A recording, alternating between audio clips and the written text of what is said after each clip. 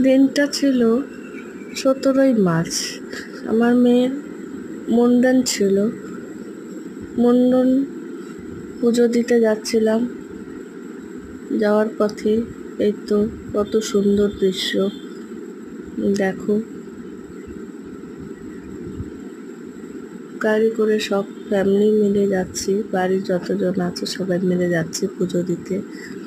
পুজো দিতে গিয়ে এত জল্পেশ মন্দিরে যাচ্ছি।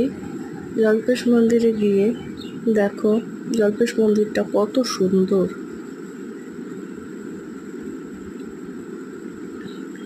আমাদের বাড়ির থেকে জল্পেশ মন্দির 1 ঘন্টার রাস্তা। দেখাচ্ছি, এই যে আমরা সবাই মিলে বসে আছি। এই যে দেখো কত সুন্দরই বা দৃশ্য না।